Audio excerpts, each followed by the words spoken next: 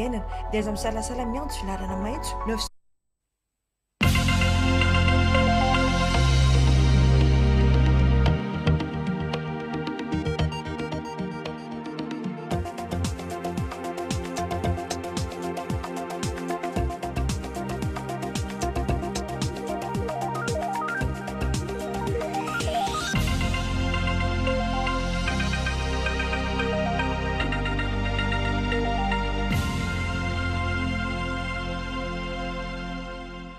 manolotra ny araba ary mankasitraka anao manaraka ny televizionna malagasy dia manasanao hanaraka ny vaovao an-tsary iresaka fanatanjahantena vetivety isika foana ny lalao ara-pirahalaina fiaonan'ny Madagasikara sy Ouganda izay nokasaina hatao ny valojona ho avy izao araka ny fampahafantarana nataon'ny federasiona marokana misahana ny baolina kitra dia nofoanina avokoa ireo lalao rehetra voalahatra ao anatin'ny Morocco Africa Série 2024.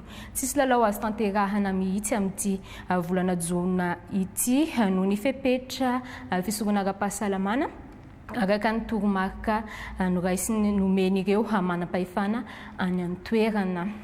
Iresaka tontolon'ny fiompiana isika ny atrika fiofanana ireo mpanampy ifotony ireo mpanampy fotony amin'ny famokarana ny fahasalaman'ny biby tany maintirano fiofanana nokarakarain'ny fitalevam-paritry ny fiompiana izy io natao mba ahafahan'izy ireo manakaiky kokoa an'ireo mpiompy eny amin'ny tontolo ambanivohitra izay tsy mijanona amin'ny fahasalamana ihany moa ny fiofanana atao fa makasika ny famokarana ihany koa. Georges Sébastini, Montena, William. Nifantoka tamin'ny fanamafisana ny teknika momba ny fahasalaman'ny biby, fanatsarana ny fanaraha-maso sy fisorohana aretina ary fanentanana sy fanohanana ireo mpiompy eny fotony. Ny fanamafisana fahaiza-manao nomena ireto mpanampy fotony amin'ny fahasalaman'ny biby apipisamy sy 12 mianadahy ireto. Noresahana manokana ndritra izany ny fitandroana ny fahasalaman'ny biby, fanaraha-maso ireo aretina mifindra, ny fitantanana ny famokarana ary ny fomba fandraisana ndraikitra haingana manoloana ireo tranga misy eo eny fotony izay ampiarina avy hatrany aorian'izao fiofanana izao. Ny atikasa moa zany dia iparitaka izy ireo hamonjy ny commune 12 izay esany ihany koa dia izay ihany koa dia anisan'ny hidinany sady ampafantatra ny olona azy no hisy formation ihany koa na formation de masse zany hoe fampiofanana ho an'ny mpiompy any ambanivohitra any mikasika an'izay taranja na filera mba angatahana zareo anaovana an'izay fanamafisana ny fahaiza-manao amin'ny lafiny fiompiana izay. Ka mpiompy marina efa niompy foana tsika hatramin'izay efa ela izay fa tsara foana ny miroso amin'ny fanatsarana kokoa mba azahoana vokatra tsaratsara kokoa dia misokatra ho antsika ny biraoan'ny fitaleovam-paritry ny fiompiana amin'izay fanohanana na fanamafisana ny fahaiza-manao izay ao an'ny mpiompy manerana ny faritra mihitsy fa tsy ho an'ny distrika maintirano ihany. Ity hetsika ity dia anisan'ny ezaka hanatsarana ny sehatry ny fiompiana sy hiantohana ny fahasalaman'ny biby ato anatin'ny faritra Melaky. Ho famantarana ny olana sy ny zava-misy eny anivon'ny commune iasan'ny fandaran'asa Parc Tavert pour Madagascar dia misy koa ny fijerena ny tokony atao sy ny vahaolana eo amin'ny fampandrosoana ara-sosialy sy ekonomika ary ny fandriam-pahalemana na natontosa atrikasa approche Nexus HDP teny anivon'ny commune Bevoay Fenoevy Ranomafana Enakara ny membre ny GRAC any amin'ny faritra Nosy aratsika ny fanadihadiana. Hamantarana ny fototry ny olana sy ny filanimponina manoloana ny krizy ara-tsakafo sosialy ary ara-toetrandro mamely matetika aty amin'ny tapany atsimon'i Madagasikara dia nanatanteraka analyse conjointe HDP tamin'ireo commune maromaro anatanterana ny tetikasa ny membre ny GRAC ato anatin'ny faritra Nosy. Izany no natao dia ahazoana ny hevitra ireo mponina amin'ny fampandrosoana ny commune ary ny filany vahoaka aty fotony. Mizara telo mazava tsara ny lohahevitra ny voizina dia ny mahaolona ny fampandrosoana ary ny fandriam-pahalemana. Faritra Nosy moa zany izay taritin'ny andriamatoa lehiben'ny faritra Ramanarivo Bertrand dia miezaka mampandroso malakilaky ny commune tsirairay avy zany. ka ity commune Vohivohy ity dia anisan'ny commune izay voafidy tao anatin'ny pôle Amboly. Izay anaovana an'ity approche Nexus ity. Ny fomba fiasa Nexus zany dia tsy maintsy manao an'izay analyse conjointe zay ny hanomboana ny asa zany. Dia efa nisy avao ny fanadihadiana taloha zany fa manavao zany. So dia efa misy olana fa vaovaha taloha par rapport an'ireny outils de planification. Dia fantokavan'ity approche ity zany dia manontany olana hoe so dia mbola mipetraka olona teo aloha. Alohan'ny hizarana vahaolana zany dia tsy maintsy manao fanadihadiana aloha zany. Hita fa ny commune Bevoa ity dia anisany sarodalana. Tsy ahafahatobily misy gn'atiky nefa nanao haino soa zavatra ry zareo tonga eto amin'ny communenay hamaha le olana, hamaha le problemenay, le fahatranay eo amin'ny resaky fampandrosoana. Tena zava-dehibe aminay zany zay amin'izay commune Bevoa ato. Haravina ireo hevitra voangona ka havadika tetikasa ho fampandrosoana ny commune riraly. Izy ity dia tetikasan'ny gouvernementa malagasy vatsian'ny vondrona Europeana vola amin'ny alalan'ny tetikasa Pacte Verte pour Madagascar arindran'ny PNUD tanterahan'ny faritra Anosy. Vita ny foto-drafitrasa lehibe fampiofanana arakasa ireo tanora any amin'ny distrikan'ny Nosivaka anidina ifotony ny taleparitry ny fampianarana ara-teknika sy fampiofanana arakasa ny Vatovavy Omaly niaraka tamin'ny tompon'andraikitra any an-toerana nijery fahavitana izay asa izay Lucas Georges Solomon TVM Nosivaka. Andalam-pahavitana tanteraka ny votoeram-piofanana arakasa fitaratra eto Nosivariky ka nisy ny fidinana ifotony natao ny talim-paritsy ny fampianarana ara-teknika sy fampiofanana arakasa Vatovavy sy ny lehiben'ny distrika ny Nosivariky Ramanjato Risara Paulin, ny ben'ny tanàna ny Nosivariky Rakotson Louis Roland. Nizery ny fahavitany foto-drafitrasa lehibe entsina ampiofanana ireo tanora ato amin'ny distrika ny Nosivariky. Milohan'ny idingan'ny tompon'andraikitra ambony maefa izery enazy na itokana anazy dia izay no tonga anay rasa mangaika aty amin'ny faritra miaraka amin'ny tompon'andraiky mpanjakana anamarina tokotrany fa vita ka afaka agnamboarana tatitra aminary zareo ity foto-drafitrasa ity. Tonga eto moa zahay ary samy niaika ary samy afapoa amin'izany fahavitany foto-drafitrasa izany. Agnatin'ny fanaovaozana izao moa dia mitoy ny fampandehanan-draharaha.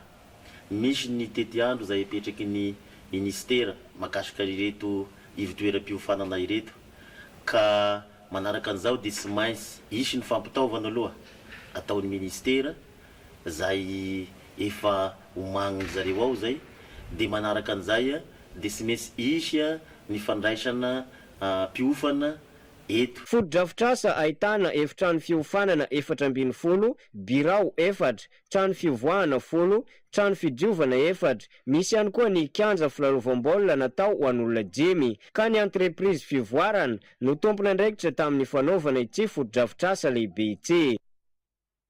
Zava-misy eto Madagasikara sy amin'ny firenena maro aty Afrika ny fandehanan'ny tanora mitady asa any ivelan'ny firenenany avy rehefa mahazo mari-pahaizana hikarohana vahaolana sy paikady ahafahana manome sehatra ny tanora ka andraisan'izy ireo anjara amin'ny fampandrosoana ny firenena misy azy ny fiaonam-be atao eny amin'ny université n'Antananarivo. Firenena raiky amby roapolo no mpikambana ao amin'ny Action pour l'éducation citoyenne na ACEP izay mikarakara ny hetsika miaraka amin'ny ministeran'ny fampianarana ambony. Maritra Ramakoto, Andry Rajaonarivao. Inona no vahaolana ahafahana mitazona ny tanora na vita fianarana hijanona eto Madagasikara ka hitondra fampandrosoana ny firenena. Zava-misy tao anatin'ny taona maromaro ny firongatry ny tanora mandeha mitady asa any ivelany rehefa mahavita fianarana. Tsy ampy ny tolotrasa eto an-toerana, tsy mifanaraka amin'ny mari-pahaizana sy ny fianarana noratovina ny asa misy sy ny karama-raisina. Matetika ihany koa dia ireo efa manana traikefa ihany no mahazo toerana. Olana amin'ny sehatry ny asa eto Madagasikara sy ny amin'ny firenena maro aty Afrika izany ka nahatonga ny Action pour l'éducation citoyenne na APEC ampiatra ny fanabeazana ho an'ny fiovan'ny toe-tsaina. Iray amin'ireo firenena raiky amby roapolo ampiarana izany Madagasikara izay anatanteraka fiaonam-be hikarohana paikady hanomezana sehatra ny tanora hiasa ho an'ny tanindrazany. Le marché mihitsy tsy mipermettre hoe ahoana ny ahafahany hitady hoe inona ny metimety kokoa aminy lasa sous-estimé ilay diplôme ananany na lasa izy mihitsy lasa hoe manetry tena zany midina mitady asa tsy mifanaraka amin'ny diplômany mifamatotra io ny étudiant ny université ny fanjakana ny privé société civile tena hoe zavatra ngeza be ny fiarahamonina mbola ao anatiny koa tena tsapantsika hoe mahay ny tanora eto fa ahoana no mezantsika andraikitra azy eto amin'ny firenentsika ity mba ahafahan'ireo tanora ireo zany tena ahafahana mampandroso ny firenena izay misy azy tanjon'ny ONG APEC international ny fanovana toe-tsaina changement de mentalité de base zay zavatra ngeza be ilayntsika eto Madagasikara zay zavatra izay andiany fahadimy ny fionana atao eto Madagasikara taorinany fionana tany Guinée Conakry Maroc sy Russie ankoatran'izany dia efa miditra antsehatra amin'ny fanabeazana amin'ny maha olom-pirenena vanona sy tia tanindrazana ny APEC eny anivon'ny fiarahamonina. Tontolon'ny fanabeazana no tanteraina tao Antalany fivorian'ny tambazotra ny fikambanana fefy ho an'ny Cisco Antala anandritran'izany no namoahana ireo vokatra sy nandinihana ny lesoka tamin'ny fifaninanana vaky-teny sy kajy fototra Priska Kalvao Brion Judicael TVM Antala. Mpianatra miisa 980 amin'ireo 970 ahiagna itsoaka andaharana no voatazona tan-tsekoly nanomboka ny volana Desambra 2024 ka hatramin'ny May 2024. Vokatry ny asa fisorohana amin'ny fitsoahana andaran-tsekoly tato amin'ny Cisco ny Antala no nahazoana io vokatra io. Lasa fifaninanana masina ho an'ireo mpampianatra sy mpandraharaha amin'ny sekolim-panjakana aty Antala manomboka izao ny fanatsarana ny kalitaon'ny vokatra an-tsekoly amin'ny fanabeazana fototra eo amin'ny vaky-teny malagasy sy ny kajy. Izany raha teo dia mamaly ny tetikasan'ny ministera ny fanabeazam-pirenena ao anatin'ny tetikasa iarahana amin'ny Tafita Jika. Ny fanjakana zegny nametraka tanjona mba atratra ny 20% ny zaza malagasy mpianatra malagasy aty amin'ny primaire TD jusqu'à T5 zegny afaka mamaky teny misosa ary mikajy amin'ilay kajy fototra magnampy mizara mangala ary mampitombo 20% zegny tanjon'ny ministera Francisco Antalary koa niany zegny dia nagnapetraka tamin'ny FTVFF tonga teto nametraka ny 6 isanjato zaza ato amin'ny Cisco Antala zegny amin'ny farany taona fitamboram-polo sy roa arivo ahatratra ny 6 isanjato ny fahafana mamaky teny milamigny ary magnano mikajy fototra zay zegny tapaka atao. Agnatin'ny tanjo zegny misy pekady maromaro zegny no indosiny vondrona TFF tagnatin' zegny amin'ny fampiasana ny dinidiny vangivangy raha andinidinika agny amin'ny ray aman-dreny zaza. Ny EPP Ambaraba ao amin'ny ZAP Antombagna no fantatra fa nahazo ny larana voalohany ho an'ny vaky-teny tamin'igny andiany voalohany igny. Raha ny EPP Vinagny Voa kosa no nahazo ny larana voalohany ho an'ny kajy fototra. Feno 10 taona ny CEG mizaka soa Antany soa Ambohidray any amin'ny commune Morarano Gara distriktan'ny Moramanga hetsika maro samihafa no nanamarena izany nandritra ny 3 andro nisy ihany koa ny hetsika fitadiavam-bola hanamavanana ny vesatry ny ray aman-dreny amin'ny fampidirana mpianatra Tina Julief Setra Narda. No ny alavirana misy sy ny hiarovana ny mpianatra amin'ny tsy fandriampahalemana no nahatonga ny fokon'olona teto amin'ny fokotany Andoharena nanorina CEG efa ho 10 taona lasa zay. Lakilasy herim-pombahoaka zany hoe herim-pony ireo ray aman-dreniny zaza satria ny antony dia lavitra ny fokotany telo zay aty amin'ny tapany aty ny chef-lieu-na commune zany hoe ao Isorana zany satria mandeha tongotra eo amin'ny adiny 2 sasany Klonga teo zany ny ray aman-dreny no mitiry ny hevitra hoe ialatsika amin'ny zaza zay nany sécurité ny zaza dia andaotsika hanangana lakilasy eto amin'ny fokotany misy atsika eto dia izay ny antony joroan'izao lakilasy zao ka eto moa dia mbola ataontsika hoe mampatsiahy anareo tompon'andram-panjakana ny tegnanay satria ty fokotany tia dia bâtiment roa ny vita eto dia mamangataka anareo mpitondra fanjakana ny tegna koa zay solon-tegna-bahoaka mba hisian'izany lakilasy avy amin'ny fanjakana tokoa zany hoe tena hoe bâtiment vita ny fanjakana zany zay hatao amin'ny toerana ity eto moa dia isorana ny ray aman-dreny sy ny be ny tanàna fa nanome ny toerana alaka be izy ato raha ny toerana zany dia tena na lycée ary mbola afaka joro amin'izao toerana zao. Efa manana ny taratasy ara-panjakana mahasekoly fantatry ny fanjakana azy ity sekoly.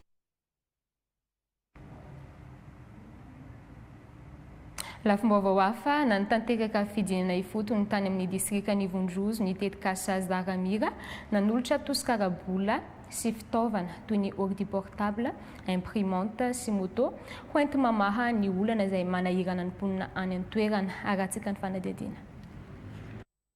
Maro ireo olana natrehan'ny CEG mizara soa an-tany soa Ambohitray tao anatin'ny 10 taona. Isan'izany ny tsy fahampiana fotodrafitrasa sy ny fampitaovana. Na dia ho azy izany tsy nikely sorika ireo ray aman-dreny sy ny mpanabe tamin'ny asa rehetra fampandehanana ny sekoly. Ankehitriny no idiventiny ny rano natsakaina. Ny fampitokisana teo aminay mpampianatra sy ny ray aman-dreny no tena goavana be anatin'ny zavatra izay. Tsy adiny ihany koa ny tangalamena izay atao hoe mpanolontsaina anatin'ny tanàna name tolo-kevitra ny amin'ny fanorana an'izao tany hitantsika zao fanorana CEG tamin'ny taona 924 420 tokoa no mpianatra tamin'izany andro zany tany amin'ny fotoana fanorenana.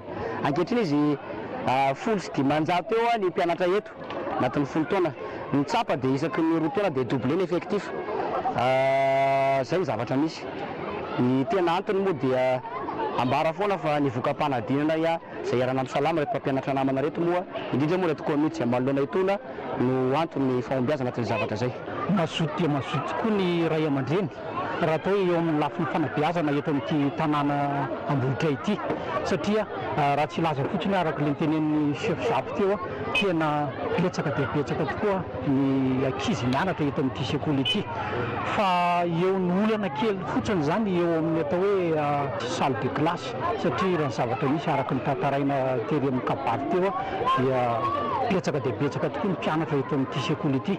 Mpianatra iray zany azo lazaina hoe tsy masahana ny isan'le mpianatra eto ka izay no mbo hanaovana antso avo ho an'ny ministeran'ny fampianarana ao ihany koa ny fitondram-panjakana mba mangataka izay ho atevenina ary ho ampiakarina ny isan'ireo mpampianatra FRAM ho rekritena mba ho lasa mpiasa-panjakana. Miantso ireo malala-tanana indrindra fa ny fitondram-panjakana mahefa izy ireo amin'ny fiatrehana indray ny 10 taona manaraka. Iny narahantsika teo iny moa zany ny vaovao mahakasika ny fankalazana ny 10 taona ny CEG mizara soa antany soa Ambohitray any amin'ny commune Moraranogara distrika ny Moramanga. Ny teo alohan'iny kosa ny fankalazana ny 10 taona ny CEG tany Isorana. Fa izao dia hoarahantsika amin'izay ny vaovao mahakasika ny fidinana ifotony nataon'ny tetikasa Zaramira tany Vondrozo izay nanolotra tosikarabola sy ara-pitaovana ho famahana ny olan'ny mponina any an-toerana. Izy moa zany dia ny fanindry an-dalana tamin'ny fanamariana ny andro maneran-tany ho an'ny fiahina ara sosialy. Arahantsika amin'ny fanadihadian'ny Mamson Randria Misandratra. Raha ny abetsany mponina misehatra amin'ny fambolena dia 470 isanjato ny antitoanisa azo eto amin'ny komina Mahatsinjo distrika ny Vondrozo. Mivadibadika nefa ny toetrandro raha asaivana tamin'ity taona ity 570 isanjato ny fahapoteny vokatra miteraka fasairana ho azy ireo anefa ny visiany izany. Izao da maty roa zany varinay. Zany nefa vokatsy izay ihany zany tsy ampy sakafo ho an'ny mpianatry mazary tafaveriny zany sirobobonana an-dakilasy. Manoloana izany dia nidina ifotony ny ekipa ao amin'ny tetikasa Zaramira izay nisy lohatena ny vondrona Europeanina nisan'ny mpamasy vola nijery sy nanaramaso ny tosika arabola ho an'ny reto mpisitraka ny tetikasa. Izao resaka izao dia anisan'ny fanindran-dalana ihany koa amin'ny iray vola ny fiahiny ara sosialy. Tetikasa mpazakana izy io kara eto Madagasikara dia ny ministera ny firaisakina no mitarika ary mandrindra ny fiahina ara sosialy. Tetikasa dia sy anavana io na saraky velomany marefo ao anatin'ny tokantrano iray dia manana misy zaza lasaky 20 taona misy viavy bevoka ao anatin'ny tokantrano misy olona manana fahasambanana dia sanavana zany marefo. Nisy ihany koa ny fisidiana ireo vehivavy mpisitraka ny sehatra mahasoa sy ireo mpanao voamamy izay vasian'ity tetikasa ity mitany soroka ara-teknika kosa ny UNICEF amin'ny alalan'ny fanaovana savony, kafe, charbon ka anisan'ny nazoana vokatra tsara ihany koa. Lahavy vola nofasiana Zaramira da mianatra aby za sady vita kopi ara-dalagna magninda tena normal fiaignana zaza nanomboka an'ity vao mamtiady vao maiky misokatra zany hay am'tesatagna koa de tena zany mba mitombotombo ny fahaizanahy mba mitombotombo sy izy amin'io avao mifameno amin'ny programam-panjakana izao tolotra sy fanomezana manokana izao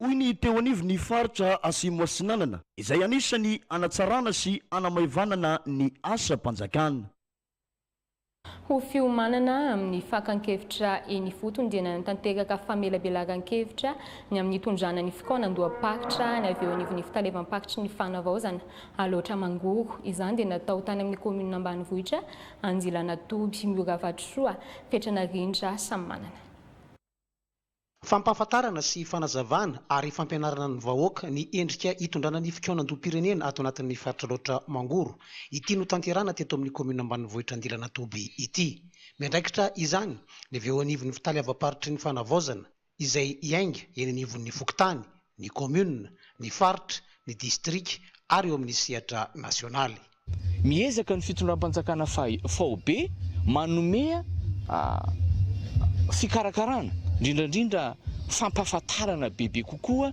ho an'ny faritra indrindrandrindra aty amin'ny fotony satria iaraha-malala ny fakan-kevitra dia miainga avy aty fotony fa tsy mitovy amin'le fomba firesaka teo aloha hoe zany ny teny milatsaka avy any ambony zany no ataoko hoe baiko avy any ambony fa amin'izao fotoana zao zany izay isaorana ny fitondram-panjakana maefa izay tarihan'ny filohampanjakana Colonel Michael ny ministry ny fanavaozana izay miadidiny sy miandraikitra ny ataoko hoe fakan-kevitra ity fotony manerana ny nosy dia mampafantatra antsika ny andinindininy sy ny mety fizotry ny fakan-kevitra manomboka aty amin'ny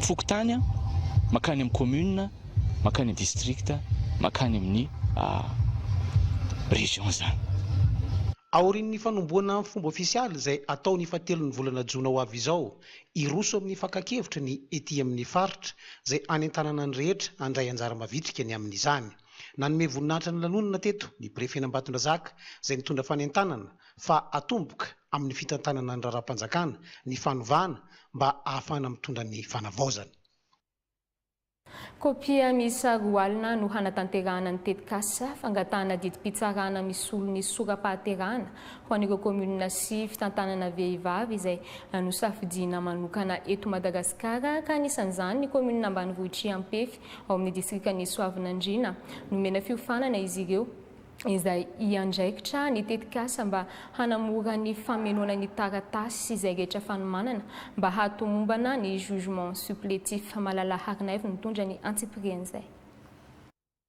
maro no mbola tsy manana kopia naterahana aty amin'ny komuna ambanivohitra Ampefy distrika ny Soavinandriana ka ho fanajana ny zo tokony hananan'izy ireo dia vehivavy sy ankizivavy misa 3,000 no sitraka kopia naterahana amin'ny alalan'ny fangatana didim-pitsarana misy olony ny sora-pahaterahana eto amin'ny komuna Ampefy aloha dia mbola tena misy tokoa ny olo-pirenena tsy manana an'izany kopia izany indrindra moa zany ny zaza fa misy koa ny olon-dehibe ny olana moa voalohany tsy dia fahafantarany olona hoe inona no mahazava-dehibe amin'izany ananana kopia izany manarak'izay koa ny falavirana koa ny fokontany misy lavidavitra eto anivon'ny commune dia kamo le olona andehanao an'izay adidy izay nefa ny tena zava-dehibe ho azy ny fananana an'izay izao tetikasa izao no natao dia ho fanoana ny filan-kevitra nasionaly ny vehivavy eto Madagasikara na ny CNFM sy ny OEF ireo vehivavy be ny tanàna ny antony safidanana ny komuna ny Ampefy satria ty tetikasa ity dia nifampitohy tamin'ny asa izay nataonay tamin'ny taona lasa dia ny fanohanana ireo be ny tanàna vehivavy amin'ny andraikitra mahabe ny tanàna azy mba hampahomby kokoa ireo be ny tanàna vehivavy ka noho ny komuna ny Ampefy izay tantanana vehivavy dia izay no anisany ny safidianana ny komuna ny Ampefy no tanterahana tao Ampefy ary ny fanofanana ireo tompon'andraikitra eny fotony sy ireo sefokontany ary ireo rehetra isa-tsokajiny voakasika amin'ny fizarana kopia faobe aty amin'ny komina ambanivohitra Pefy distrika Soavinandriana izay niarahana tamin'ny CNFM sy ny OEF. Mbola vitsy ny olona resy lahatra amina fisoratam-panambadiana any Antsapany Mahazo distrikan'ny Faratsio. Nisy ny fanentanana natao ka mpivady 450 no namaly ny antso ny soratra tanatin'ny iray andro tao Antsapany Mahazo izay hetsika niarahana tamin'ny tompon'andraikitra misahana ny mponina sy ny firaisan-kina tao Faratsio. Radona Zolo, TVM Faratsio. Aty amin'ny tontolo ambanivohitra mbola maro ireo mpivady manorina tokantrano no tsy misoram-panambadiana ara-panjakana tsy tonga manatona ny tompony andraikitra ny soram-piankonana mihitsy. Olana mahatonga izany ny fomba tany sy ny tsy fanaovana izany olona aram-pahamehana fa rehefa fantatry ny fianakaviana sy ny ray aman-dreny dia efa afaka mitambatra sy manorina tokantrano. Noho izany antony izany no nahasarika ny ben'ny tanàna ny komina ambanivohitra ny Antsapany Mahazo sy fiaraha-miasa eto amin'ny tompony andraikitry ny mponina sy ny firaisan-kina aty amin'ny toerana nanetsika ny fiarahamonina ka nandresy lahatra azy ireo ny amin'ny mahazava-dehibe ny fananana tokantrano ara-dalàna sy ara-panjakana ka hanatanteraka ny fisoratam-panambadiana ho fijerena ireo taranaka aoriana. Teto vady 450 no vita soratra tanatin'ny ray andro izay sady nanamarihana raha teo ny andro iraisam-pirenena ho an'ny fianakaviana. Anisany mahatsiaro izany fianakaviana izany tokoa ny tena ka nisafidy izahay ho an'ireo ray aman-dreny na efa misy amin'izy ireo efa lojafy fa noho izay fotoana na tsy ampy fahalalana izy ireo na koa hoe tsy fahafantarany mazava-dehibe izany fisoratam-panambadiana izany dia izay no antony ny safidiananay an'ity andro ny 7 Mey taona 2024 ity mba ahafahan'ireo ray aman-dreny mahafantatra fa tena ilaina fisoratam-panambadiana indrindra ho an'ireo taranana mba hisoratra amin'ny ray ny zanany fa betsaka ny ankizy tsy misoratra amin'ny ray mpianakaviana. Mba azoany ireo taranaka misitraka ny zony dia efa mandeha ihany koa ny fanjanahana azy ireny atao eto amin'ny komuna ihany. Izay mihitsy ny antony mahatonga anay hanao fanentanana lehibe ao anatin'ity fisoratam-panambadiana ity satria misy ihany ho an'ireo mahafantatra. Misy ihany koa nefa tena tsy mahafantatra mihitsy ny hoe inona ny tokony anjara andraikitra ireo ray mpianakaviana ireo eo anivon'izay sehatra ara-panjakana izay dia tsy maro izany ireo ankizy tsy misoratra amin'ny dadany. Dia izay no anentanana an'ireo ray aman-dreny rehetra ireo hoe oka mba samy anjanaka ny zanany avy ary oka mba ho fantatra ireo zaza ireo fa misoratra ara-dalàna ara-panjakana amin'ny dadany izy manomboka hatreto. Isan-taona misy hatrany ny hetsika ara-tsosialy izay karakarain'ny komina ambanivohitra ny Antsapany Mahazo ho fanampiana ny vahoaka tahaka izao. Hiresaka fahasalamana vetivety isika ny katona noho ny tsy fisiana dokotera mpitsabo nify ny toeram-pitsaboa nify any Sainte Marie ka manao antsoavo ny mpitondra any an-toerana efa misy ny trano sy ny fitaovana saingy ny olombelona hiasa hitsabo nify izay no tsy misy araka ny tatredira mananjafy Bosco Totsafy. Manana trano fitsaboana nify sy ny ativava eto amin'ny CSRD ny Sainte Marie misy koa ny fitaovana amin'izany saingy ny olana ny tsy fisian'ny mpitsabo nify. Manana service de dentisterie manana trano atsika, manana ny fitaovana hoentina ampiasaina amin'ny dentisterie izany, mbola tsy manana dentiste miasa zany atsika hatramin'izao ary miangavy mankahira hatrany ny fitondram-panjakana ny ministera ny fahasalamana mba hitady zay faran'izay aingana kokoa fa tena ilain'ny vahoaka aty Sainte Marie zany ny fisian'ny dentiste hiasa amin'ny tranotsika izany. Ny fahasalaman'ny ativava sy ny nify zany tena mila mpitsabo mihitsy eto zany tena bebebe ny vahoaka mitady izany fitsaboana ny ativava sy ny nify zany eto Sainte Marie. Misy ihany ny dokotera mpitsabo nify tsy miankina tsy zakany vahoaka ny sarany ka manao antsoavy ny préfet de police Sainte Marie mba handefasana ny mpitsabo nify. Raha ohatra ka ny resaka fahasalamana mikasika ny hôpital CSRD eto Sainte Marie moa ny resantsika dia amin'ny manosy azy mandeha araka ny tokony ho izy ny asan'ireo hôpitaly ny mpitsabo anatin'ny hôpitaly be ny Sainte Marie.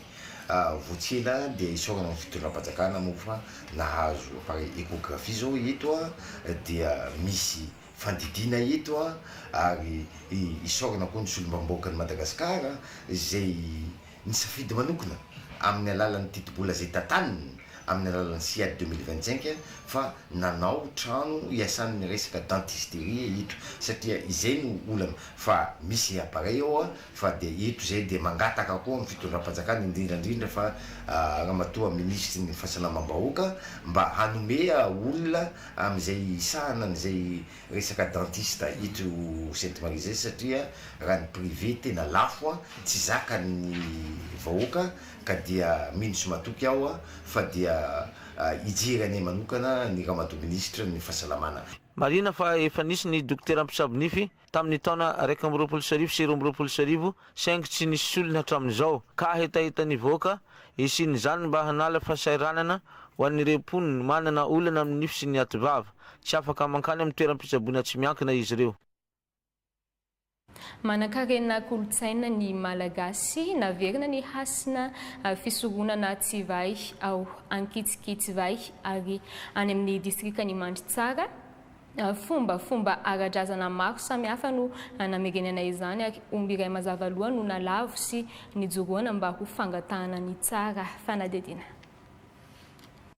Maizy azy sy manakasina ny fisorognana Tsiva ao Ankitsikitsivay aty amin'ny distrikany Mandritsara fa noho ny antony maro samihafa ankehitriny mahatsapa ny taranaka Tsiva fa vohitsakitsaka io fisorognana io ka nahatonga ny fianakaviagna sy ireo mpandala ny intindrazana aty amin'ny renivohitra Androna nanapa-kevitra nandavo omby iray mba amerinana hasina io toerana io.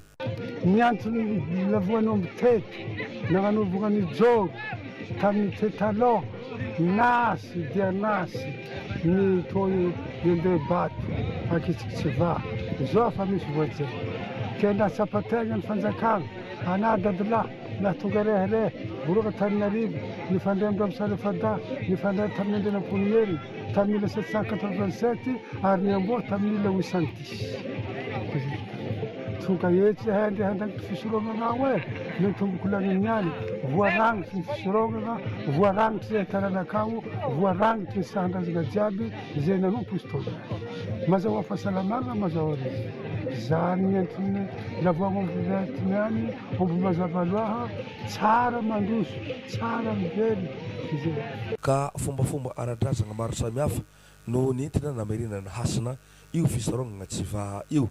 Fantatra ihany koa teto fa ankoatrany eto amin'ny fisorognana Tsiva dia mbola toerana maro ihany koa no hanaovana fomba tahaka izao mba hamerenana ny hasina ireo toerana manakasina aty amin'ny renivohitra Androna.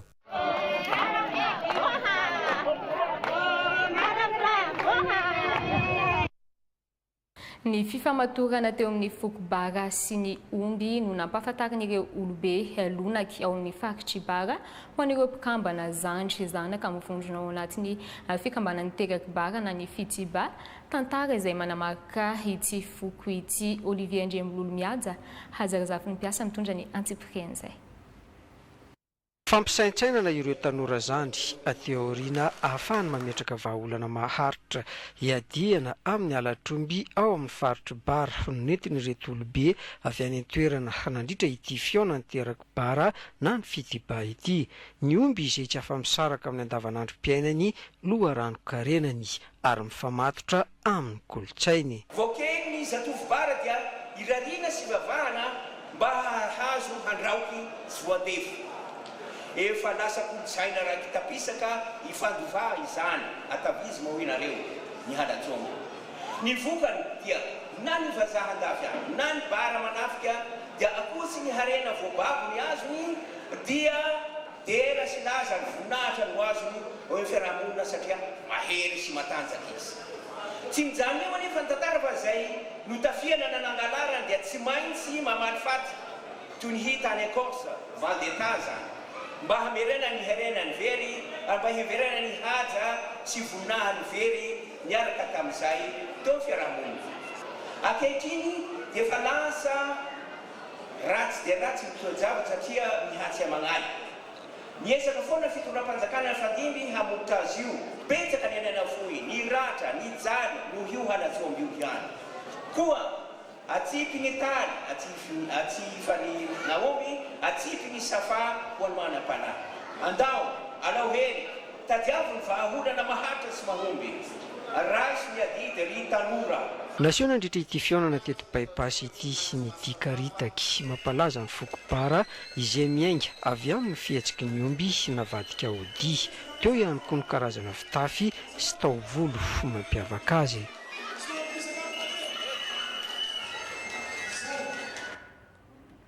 Manana ny anjara toerany eo amin'ny fampandrosoana ny lalana, mamaky lalana vaovao 5 kilometatra ho azon'ny fiara handehanana ny mponina ny Saranambana tapany ambony ao amin'ny distrikany Fenerive Est. Tampotanety sy tanikoraka no hamakiana lalana, fiara miantany vahoaka ifotony no hanaovana azy lalana izay tena ankinany andavanandro ny mponina ka antenaina hampidina ny vidin'entana any an-toerana. Ny fahavitany raha toa ka afaka mifamezivezy amin'izay ny fiara mpitatitra. Abel Benjamin mitondra ny antsiprian'izay. Nanomboka lalana vaovao ifandraisany amin'ny komina Vohilengo ny vahoaka ny Saranambana. Erisany pokon'olona no mamaky vato sy manototra tanimbary ho lasa lalana ho azon'ny fiara. Asa Rodombe isaky ny talata no anaovana azy ity, lalana eo amin'ny 5 kilometatra. Miazo tolotanana amin'ny fitondrana fanavozana tarihan'ny filoha kolonely Mikael ny vahoaka ny Saranambana hoy ny ben'ny tanàna Potelson. Komina Saranambana zany komina azy regny misy vokatra jirofo letsimo zany arapo agnaty karazany kon sognambo vokatra komina anjary vola zany lasa lofo agnaty noho ny ratsiany lalagna di miaika zegny amizay zegny magnentagna vahoaka amin'ny fagnamboaran-dalagna mampitohy ny Vohilengo sy Saranambana. Novagna zegny trasina lalagna miditra Vakasoambato mazava ambony di boka Metsia di miditra koa avy aty zao boka aketo amin'ny pont Samazava aketo bus Samazava. Intelo herin'ny azo zay ny asa taketo misy agny amin'ny 500 satria misy varongony zay moa azoko tamin'ologno di mbola reo fiara misakafo taketo tamin'ny alalan'ny tagna maro zany. Hatritsy mbola zay zegny no magnentan'olo magnamboatra lalana ty fa mbola tsisy famantsiana mbola avy aty sery zany fa mbola fantanana vahoaka raha ny misaotra ny vahoaka moa agnatin'ny komina ty fa tegna magnano ny vahoaka ny lalana famboaran-dalagna. Lalana tomobily zao tegna tanjogany aminazy ty. Tegna lalana tomobily satria amizao tomobily fa tsy tonga aty amin'ny lalambe kan amin'ny mialavaka fa to de fa tratran'le ino moa ty le bolomamy lalagna raha ry zany tamin'ny toerana ry zany de tsy tonga izy le tomobile. Izao zegny zay zegny ity molo vakinay ty le fa vaky milamy zegny ty tonga akato efa miezaka zay magnenta fokotany ambody asy ny vobololo iazomena manohy ny lalagna magnatsara manoka ambody asy mankakagny. Efa antaona maro no tsy mba misy mpividy vokatra mila sandry toy ny kaza, frampé, voangy hatramin'ny akondro sy letchi ny aty amin'ny komina Saranambana. Nandritra ny fahatapahana izao dia miakatra sy kelikely ihany koa ny vidin'entana ilaina amin'ny andavanandro. Izany dia isan'ny maharesy lahatra ny manodidina miasa sy misy tambiny ho tombosoa iombonany amin'ny lalan'ny fanamboaran-dalana. Tapaka nandritry ny fivoriana fanao isam-bolan'ny distrikany Vohibato fa ny komina Mahasoabe no handray ny hetsika fankalazana ny 24 Jona. Vonona ny fandraisana marina nefa fa ny komina rehetra mandrafitra ny distrika dia samy hanao fankalazana avokoa. Ary ho aparitaka manerana ny komina ireo mpitandro filaminana raha ny taditry Angelo Randriany manana. Ny komina Mahasoabe atao amin'ny distrikany Vohibato no handray ny hetsika fankalazana ny 24 volana Jona amin'ny ity taona 24 sy 20 ity. Natsangana araka izany ny voamiera isan-karazany natao hitantana sy handrindra ny fanomanana. Tapaka nandritry ny fivoriana fanao isam-bolana ny arahany ny tompona ndraiky mpanjakana rehetra amin'ny sehatra asa misy aty an-toerana. Notarian'ny lehiben'ny distrikany Vohibato Radio Narson Andrianotaina Samuel. Efa anatin'ny fanomanana tanteraka efa nisy ny fivoriana voalohany sady moa nataon'ny tompona ndraiky trisatsikajiny dia nanapahana ny hevitra hoe any amin'ny commune Mahasoabe no nantanterahana ny fankalazana amin'ny fomba ofisialy ny 24 Jona 24 sy 20 amin'ity taona ity ho an'ny distrikany Vohibato. Ny isaky ny commune moa dia mankalaza aby azy ny commune 2010 ambiny izay mandrafitra ny distrikany Vohibato mankalaza daholo ny tompona andraikitra sy ny vahoaka rehetrarehetra any. Dia mbola isy ny fivoriana fanomanana iarahana amin'ireo tompona andraikitra trisatsikajiny izay hivondrona ao anatin'ny komity mpanomana aty fotony sy mpanatanteraka aty fotony an'io fankalazana ny fetim-pirenena sy ny fijoroan'ny folo alinda malagasy io voizina sy ny paritaka teny amin'ny aina manjery dia ny hoe manao ny fanaminana ny akanjo mamalagasy ny tokony andraikitra isan-tsokajiny fotoanan'ny lelanonana fankalazana amin'ny 4 jona io any ho an'ireo tokony andraikitra sivily. Napetraka ihany koa ny fandaminana eo amin'ny lafy ny fandriam-pahalemana amin'ireo komina 12 mandrafitra ny distrikan'ny Vohibato ka naparitaka ny mpitandro filaminana. Distrikan'ny Vohibato isan'ny nanokatra tamin'ny fomba ofisialy ny fananganan-tsaina ny voalohan'ny volana Jona ary narahana fanentanana makasika ny hananganana ny saim-pirenena isa-tokantrano manomboka izao. Makasika fetim-pirenena izay hatrany saika natomboka tamin'ny fananganan-tsaina avokoa ny fankalazana ny faha-20 taona nazahoan'i Madagasikara fahaleovantena. Maro ny faritra nazahoam-baovao makasika an'izay ho arahantsika ny fanadihadiana.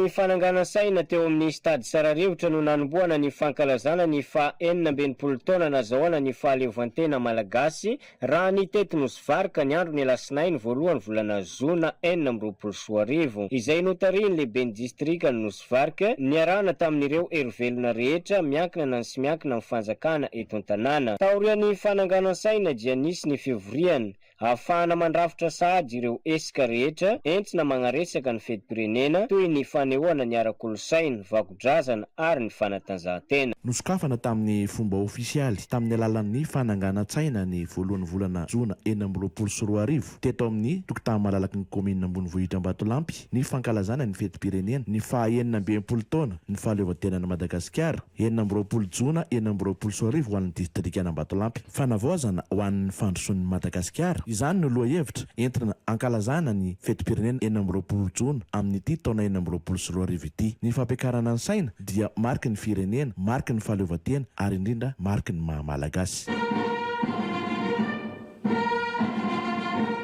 Teto amin'ny vondrotom-paritra zandarmaria am-pirenena maro antsitra noho ny famotona ny sampan-draharaha miankina sy tsy miankina amin'ny fanjakana rehetra nanatanteraka ny fananganan-tsaina ny arahana ho fanokafana ny faha-40 taona nazoany Madagasikara fahaleovantena raha ny taty amin'ny renivohitra ny faritra Ambatsoa. Teto no nanambarany lehiben'ny fileovana maro antsitra Andriamato Rabefenara Luvelombita fa santatra ambavarano izao fanokafana natao izao fa mbola maro ireo hetsika entina hanamarihana izany ato anatin'ny prefekturany maro antsitra araka ny tapaka tamin'ny fivorian'ny komitin'ny fankalazana ka nanentanana ny rehetra isan-tsokajiny iara isalahy samy andre anjara tandrify azy ho fanehoana ny fitiavan-tanin-drazana. Efa vonona ny distrikany Manandrina amin'ny fankalazana ny faha-40 taona niverenan'ny fahaleovantenan'i Madagasikara izay natomboka tamin'ny fananganan-tsaina iraisana ka nandritra fotoana io no nitondran'ny lehiben'ny distrikany Manandrina fanentanana mahakasika ny fanaingona ireo birao-mpanjakana rehetra sy ny fananganana ny saina isa-tokantrano mba ho mariky ny fiandrianam-pirenena. Etsika maro no entina hanamariana ny fankalazana aty amin'ny distrikany Manandrina ka nanentanana ny rehetra mba handray anjara mavitrika amin'ireo fifaninanana maro samihafa sy fanamasahana ny faha-40 taona niverenan'ny fahaleovantenan'i Madagasikara. Nomariana tamin'ny alalan'ny fananganan-tsaina notarian'ny lehiben'ny distrika ny fanomboan'ny fankalazana ny faha-40 taona niverenan'ny fahaleovantena sy nitsangana ny folo alina malagasy izay notanterahana teto amin'ny lycée Radimso Albera ho an'ny taty amin'ny distrika ny Soavinandriana Itasy. Iavaka ny fankalazana ny faha-40 taona niverenan'ny fahaleovantena aty amin'ny distrika Soavinandriana Itasy satria dia hetsika maro no entina ankalazana izany. Ao anatin'izao ihany koa no nanentanana ny malagasy isa-tokantrano mba irahina ao anatin'ny fitiavan-tanin-drazana ka samy anangan-tsaina isa-tokantrano ary tandro-atrany fihavanana sy ny sotoavina malagasy. Teto anoloan'ny baron'ny distrika ny Faratsio no natanterahana ny fananganan-tsaina ho fanomboana ny fankalazana ny fetim-pirenena 20 Jona 2024 sy fanamarihana ny fetin'ny foloalinda malagasy ny arahan-daolobe no tarihan-Ramatoa lehiben'ny distrika. Tamin'izany no nitondran'ny hafatra ho an'ny rehetra ny amin'ny tokony hananganana ny sainam-pirenena eny anivon'ny birao-mpanjakana sy ny tokantrano rehetra eto Faratsio. Efa tafajoro rahateo ireo komity mpikarakara ny fanomanana ny fetim-pirenena eto an-toerana izay hanentanana ny rehetra amin'ny fandraisana anjara mavitrika amin'ny hetsika sy ny seho rehetra mandritra ny fotoam-pankalazana. Ny sainam-pirenena no midika fa manana ny fiandrianany tanteraka ny firenena iray ka zava-dehibe loatra izany indrindra amin'izao fa 19 taona ny iverenana izao. Aloha hevi-dehibe iombonana amin'ity fetim-pirenena 20 Jona 2024 ity moa ny hoe fanavaozana ho an'ny fandrosoan'ny Madagasikara. No marina tamin'ny hazakazaka firaisan-kiny sy fanangana saina iraisany mpiasa-panjakana rehetra aty amin'ny faritra Vatovato ny fanomboana ny fankalazana fa 19 taona ny verenan'ny fahaleovan-tenan'i Madagasikara taty anivon'ny faritra Vatovavy izay notarian'ny prefet-ny Mananjary sy ny sekretera generaly ny faritra ary ny sampandraram-panjakana sy ny mpiasa-panjakana isasokazina eto anivon'ny faritra. Nanamafy ny ramatoa prefet-ny Mananjary mba hanamafy ny fandrianam-pirenena amin'ny malagasy araka ny lohahevitra ny safidiana tamin'ity taona ity dia ny hoe fanavaozana ho fampandrosoana ny Madagasikara ary nanentana ihany koa ny tenany mba samby handravaka ny birao-panjakana rehetra any alalan'ny fosy mena maiso ary ny isa-tokantrano. Tamin'ny 10 ora maraina tsy diso no ny famotona teo amin'ny biraon'ny komisiaria de police Betafo ireo mpiasa-panjakana rehetra sivily sy miaramila nanantanteraka ny fananganan-tsaina ofisialy fanomboana ny fanamariana ny fankalazana ny 20 taona ny iverenan'ny fahaleovantenan'i Madagasikara. Tamin'ny firaisan-kina favonana tanteraka no nanantanterahana izany ka tonga nanatrika sy nanome voninahitra ny fotoana ny solombavamboaka Madagasikara voafita aty amin'ny distrikan'i Betafo Dr Fiarovana Lovany Gina Celestin sy ny bentanana ny commune Ambonivohitry Betafo Razafindrakoto José William. Raha ho an'ny distrikan'i Betafo manokana dia mbola tsy voatendry ny solony lehiben'ny distrika teo aloha izay voatendry ho prefet-ny Vakinankaratra ankehitriny ka ny adjoint na ny AGT aloha no nisahana ny fampandehanan-draharaha sy ny tarika ity lanonana ity. Na eo aza nefa izany dia tsy mahasakana ny fankalazana ny fetim-pirenena ka ny zoma ho avy izao nisy ny fivoriana andaminana ny fandaharam-potoana. Manentana ny rehetra araka izany anangana ny sainam-pirenena ho mariky ny fiandrianam-pirenena. Teto manoloana ny biraon'ny lehibe ny distrika eto Marivoay no nisantarana ny hetsika fananganan-tsaina faobe hoenty manamarika ny fetim-pirenena nazona ny fahaleovan-tena 20 Jona izay feno 19 taona amin'ity taona 2024 ity. Tariny lehibe ny distrika Andriamanana Ravaka Vincent Dily. Nandray anjara tamin'ny fanatrehana izany ireo olombo afidy sy ny olombo atendry. Nahitana ny assistant parlementaire ny solombavambahoaka sy ny PDS teto amin'ny commune Marivoay Ambonivohitra. Ireo sepokotany sy ireo lehibe ny sampandraraha miankina sy tsy miankina amin'ny fanjakana. Nandritra izany no nanambarana ireo toromarika avy teo anivy ny commandant de compagnie gendarmerie sy ny lehibe ny polisy pirenena amin'ny fiahina ny fiantohana ny lafy ny fandriam-pahalemana. Ankoatr'izay ny fandaminana ny lafy ny fahadiovana araky ny fanazavany lehibe ny distrika sy ny fandaram-potoana amin'ireo hetsika izay no hazavay ny assistant parlementaire ny solombavambahoaka. Ankilany nanaraka ny lamina amin'ny fanavaozana kosa manoloana ny fanomezana hasina ny fiandrianam-pirenena ny rehetra izay miara mitehatratra amin'ny fo avy ny tanana ankavanana amin'ny fotoany fananganan-tsaina ho fanehoana ny fitiava tanindrazana. No tanterahany alatsinainy voalohan'ny volana Jona 2024 teto amin'ny lapan'ny faritra Androy ny lanonana fananganan-tsaina niarahana tamin'ireo sampanjaraha-panjakana sy ny tsy miankina ny mpitandro ny filaminana eto Ambovombe ary ireo miaramila avy amin'ny akademia miaramila Antsirabe. Ho fanamariana ny fankalazana ny 20 taona nazahoan'ny malagasy fahaleovan-tena. Nitarika ny lanonana ny lehiben'ny faritra Androy sy ny prefet-ny Ambovombe niaraka tamin'ireo tompon'andraikitra isan-tsokajiny. Nambarana andritra izany fa hetsika fanokafana ny fankalazana ihany izao fananganan-tsaina izao satria mbola maro ireo hetsika sy fandaharan'asa voalahatra ho tanterahina mandritra ity volany fahaleovan-tena ity eto amin'ny renivohitry ny faritra Androy. Nanentana ny rehetra ny lehiben'ny faritra mba hanangatsaina ny isan-tokantrano sy ny birao ary mba iray hina sy fanome tanana samy handray anjara amin'ny anjara birikiny avy mba hatontosa amin'ny mpaombiazana ny fankalazana ny fetim-pirenena. Ho fanatsarana ny fifamoivoizana eto Ambovombe ihany koa dia nanapa-kevitra ny avy amin'ny faritra fa ho esorina ireo mpivarotra amin'ny sisiny arabe sy ireo mivarotra manodidina ny birao-panjakana mba hampisy endrika ny tanàna sy hampirindra tsara ny fifamoivoizana eto andrenivohitra. Teto anolohan'ny Biraony distrika Nambalavao no niaraka nanatanteraka ny fananganana ny sainam-pirenena tamin'ny fomba ofisialy ny teto andrenivohitry ny distrika. Niarahan'ireo sampandraharaha misy eto an-toerana ny voalohan'ny volana Jona ho fiaraha-miombina amin'ny Madagasikara manontolo araka ny toromarika avy amin'ny fitondrana foibe izay nampitay ny Rakoto Arivelo Hasindaza Tovondriaka lehiben'ny distrika Nambalavao. Mila songadina ny kolotsaina ao anatin'ny fiatrehana ny fetim-pirenena izao na amin'ny lafin'ny fitafy na amin'ny endriny samihafa. Ny antony vahoaka hametaka ny sainam-pirenena isan-tokantrano izy sady nanambara fa afaka miroso amin'ny fandravahana ny birao-mpanjakana mba ho fotoana miavaka ny fankalazana ny tsingeritaona faha-20 niverenan'ny fahaleovantenan'ny Madagasikara araka ny foto-kevitry ny fanavaozana. Noentan'ny halefa amin'ny onjam-peo maro eto an-toerana ny hira fanevano safidiana tamin'ny taona ity mifantoka amin'ny firaisan-kina sy fihavanana izay soatoavina lehibe mampiavaka ny Malagasy. Mila miroso amin'ny fanadiovana tanàna ny mpiara-monina hiainana ao anatin'ny tontolo madio miatrika ny fety.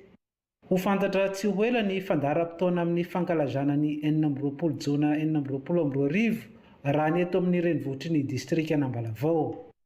Voalohany volana Jona manamarika ny verenan'ny fahaleovantenan'ny Madagasikara ho an'ny distrika Ambohimasoa dia teto anolohan'ny Biraony distrika no nanomboana ny fananganan-tsaina ny tariny lehiben'ny distrika, ireo miaramila, zandarmeriam-pirenena, ny pôlisy, ireo tompona andraiky mpanjakana isan-tsikajiny, ny olo-pirenena, indrindra fa ireo fokotany rehetra izay nampitondraina ny hafatra mafonja avy amin'ny ramatoa lehiben'ny distrika Randrianasoa Hantrinaina Janolina ny hananganana ny sainam-pirenena isan-tokantrano isaky ny birao-mpanjakana satria marika ny fiandrianam-pirenena ho izy ny sainam-pirenena indrindra amin'izao fa 20 taona ny verenan'ny fahaleovantena izao. Maro ireo hetsika hamarina zany ho izy atao amin'ny distrika Ambohimasoa ary hankalazaina ao anatin'ny firaisan-kina sy ny fihavanana mba ho fanavaozana ho an'ny fampandrosoana ny tanindrazana araka ny loha hevitra ny raisina. Ity volana Jona ty ihany koa no nanamarihana ny ray volany teny malagasy nampiavaka teto ihany koa ny fitafy malagasy hisy ny fivorian'ny OMC ho fanomanana ireo hetsika hanamarinana ny fankalazana atao amin'ny distrika.